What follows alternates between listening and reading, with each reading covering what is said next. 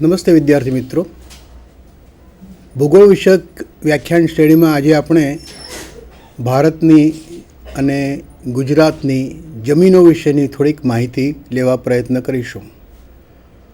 થોડીક એટલા માટે કે જે આ સમય મર્યાદા છે વ્યાખ્યાનની, એમાં આ મુદ્દો સંપૂર્ણપણે સમાવેશ કરી શકાય નહીં, પણ જેટલા મુદ્દા સમાવિષ્ટ કરી શકાય એનો આપણે અછડતો ઉલ્લેખ ચોક્કસ કરીશું.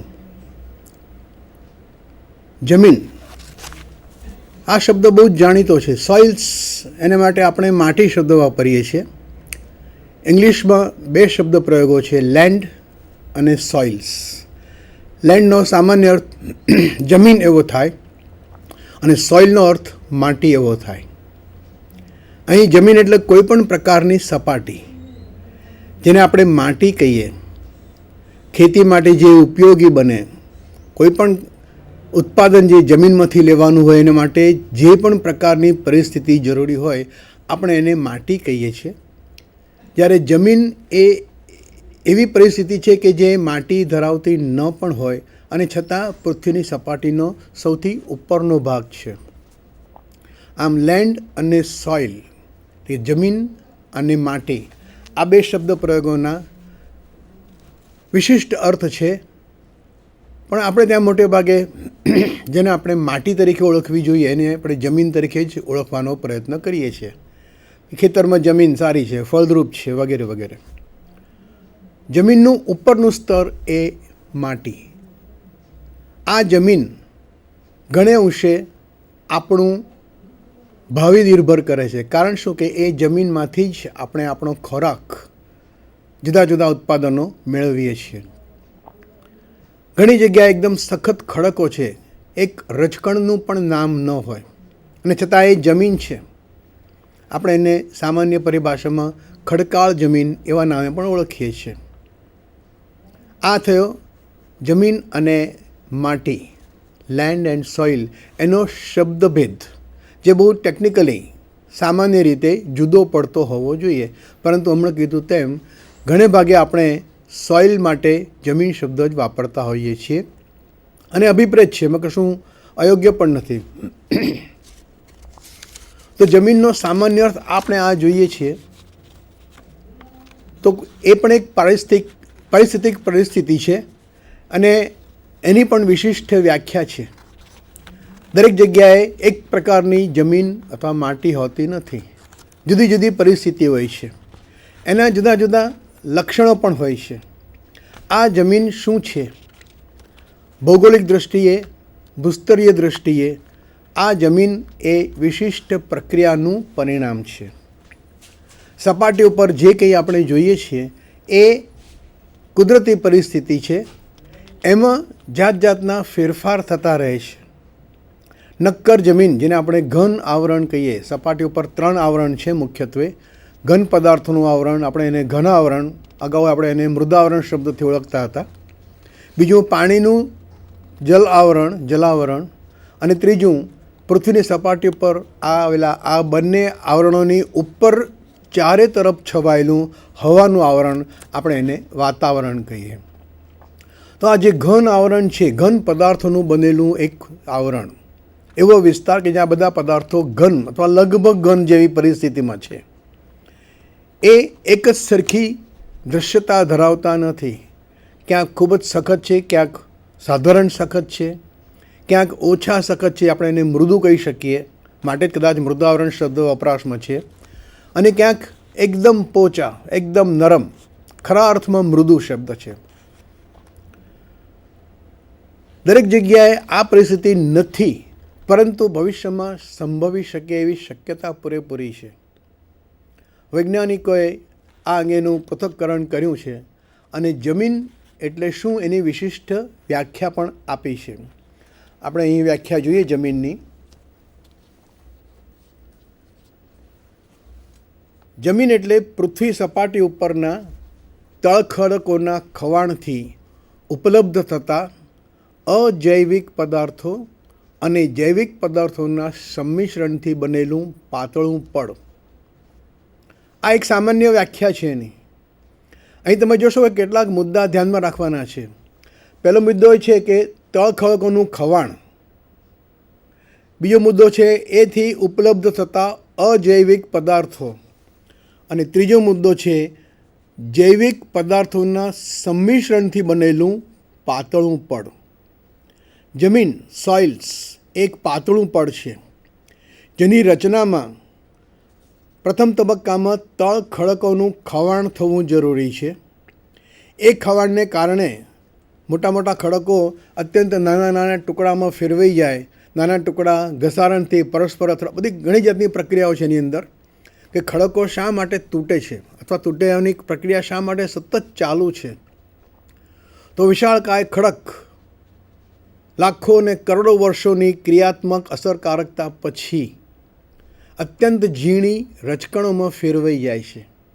અહીં આપણે જે વાત કરી તળ ખડકોના ખવાણથી, ખવાણ અને ધોવાણ આ બે શબ્દ, અને બીજો ઘસારણ, જ્યાં પાણીની ક્રિયા છે ત્યાં ઘસારણ થાય છે, જ્યાં પાણીની ક્રિયાને ઓછું મહત્ત્વ છે પણ પાણી સિવાયના તત્વો, પાણી સિવાયના બળોનું મહત્ત્વ અથવા એની અસરકારકતા વધારે હોય તો ત્યાં એ પરિસ્થિતિ આપણે કહીએ છીએ ખવાણ થયું, ખડકો ખવાયા, કાં તો ખડકો ધોવાયા, ઇરોડેડ, અથવા તો ખવાયા. બંને પરિસ્થિતિમાં સપાટીના જે કંઈ સ્તરો છે ખડકોના એનું ઘસારણ થાય છે.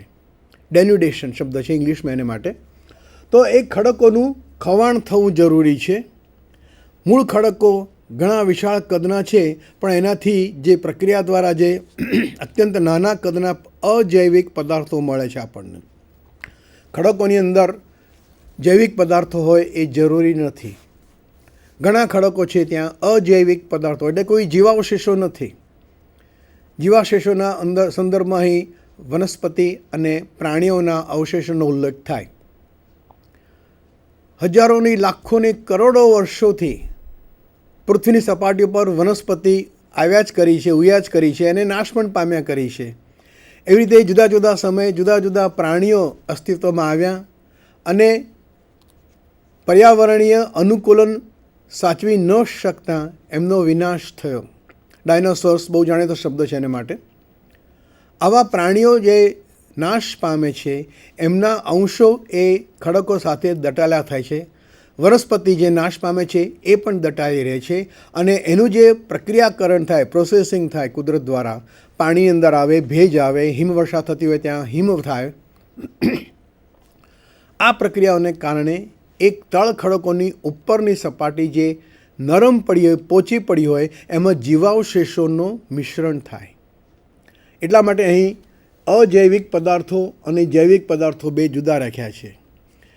જ્યાં વનસ્પતિ અને પ્રાણીઓના અવશેષો ભળ્યા હોય એ જૈવિક પદાર્થો છે અને તે સિવાયના અજૈવિક પદાર્થો છે. ખડકો જ્યારે તૂટે ત્યારે એ તૂટવાની પ્રક્રિયામાં અજૈવિક પદાર્થો અને જૈવિક પદાર્થો બંનેનું સંમિશ્રણ થાય, ભેગા બને, અને ઘણા લાંબા સમયની ક્રિયા પછી પદાર્થો અરસપરસ અથડાતા તૂટાતા જાય તો એનું પાતળું પડ તૈયાર થાય. જમીનની સપાટી ઉપરનું અત્યંત પાતળું પડ એટલે આપણે જેને માટી કહીએ એ લેન્ડ અથવા સોઇલ. લેન્ડ કોઈ પણ હોઈ શકે, સોઇલ દરેક જગ્યાએ ન હોય.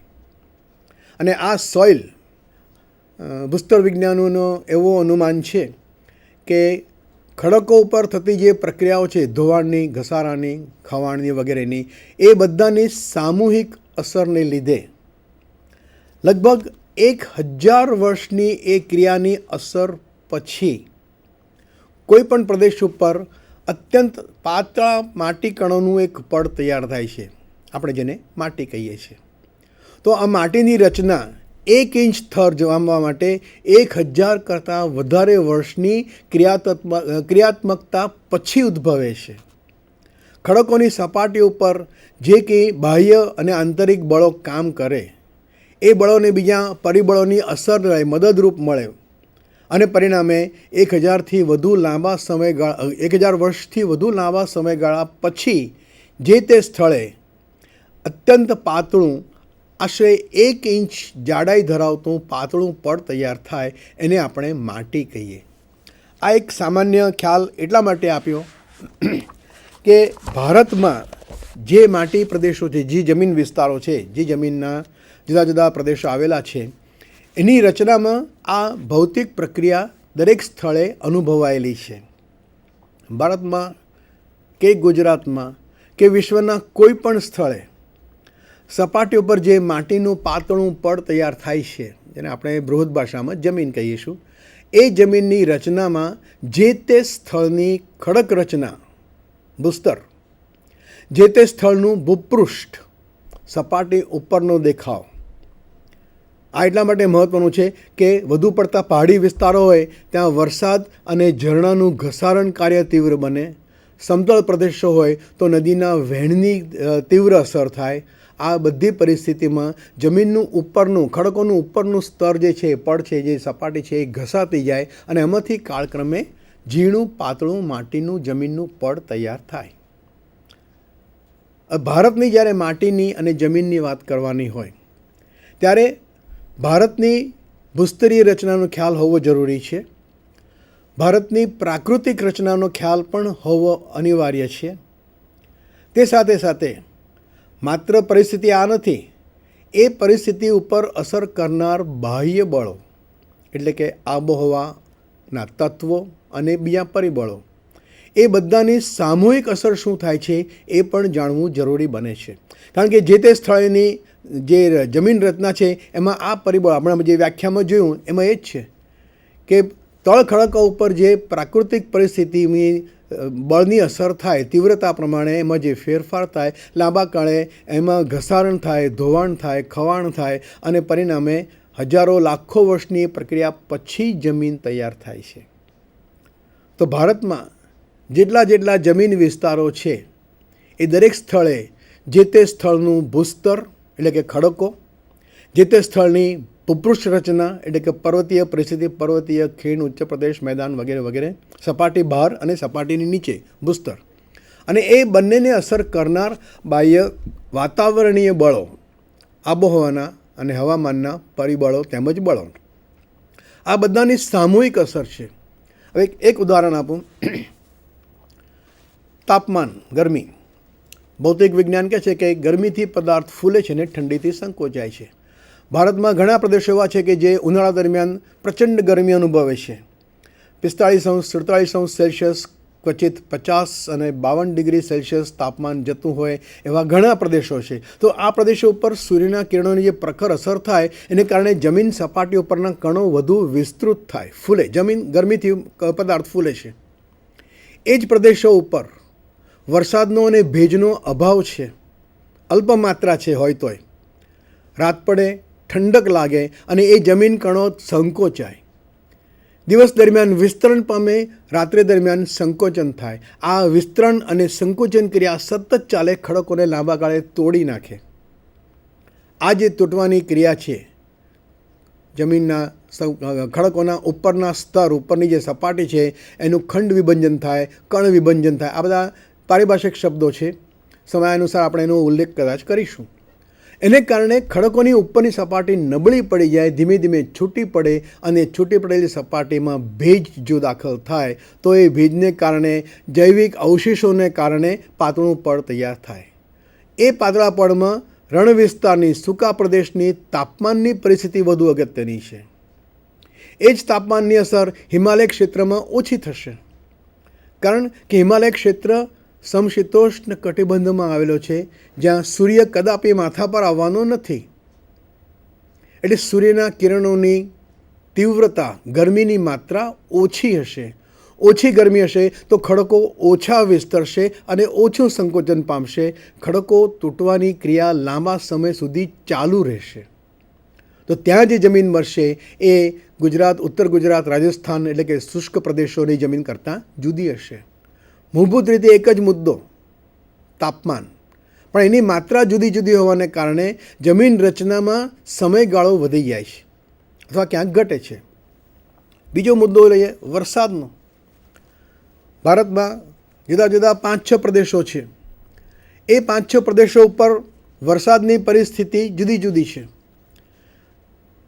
સમગ્ર ઈશાન ભારત અને પશ્ચિમ ઘાટની પશ્ચિમનો કિનારાનો પ્રદેશ, સમગ્ર ગુજરાતનું મેદાન, કોંકણનું મેદાન અને મલબારનું મેદાન, આ 3 જે કિનારાના મેદાનો છે ત્યાં ભારતમાં સૌથી વધુ વરસાદ પડે છે, વાર્ષિક 300 ઇંચ કરતાં વધારે.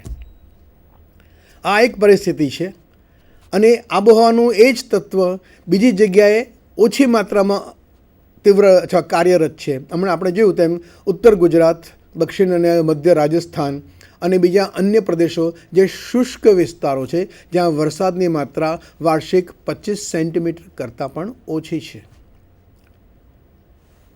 યાદ રાખો, કચ્છ અને દક્ષિણ રાજસ્થાનના વિસ્તારો કે જ્યાં વાર્ષિક વરસાદ 20થી 25 સેન્ટીમીટર કરતાં ઓછો છે, વાર્ષિક કુલ વરસાદ.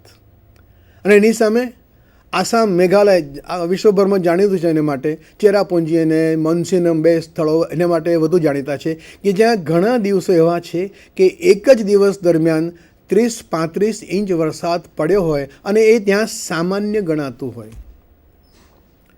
કલ્પના કરો બે પરિસ્થિતિ કે જ્યાં આખા વર્ષનો સિઝનનો, આખી ઋતુનો વરસાદ સૌથી વધારે 20થી 25 સેન્ટીમીટર કરતાં વધારે ન હોય અને બીજો વિસ્તાર કે જ્યાં ઘણા દિવસે એક જ દિવસનો 24 કલાકનો વરસાદની માત્રા 30 ઇંચ, 25 ઇંચ, 35 ઇંચ સેન્ટીમીટર કરતાં પણ વધારે હોઈ શકે.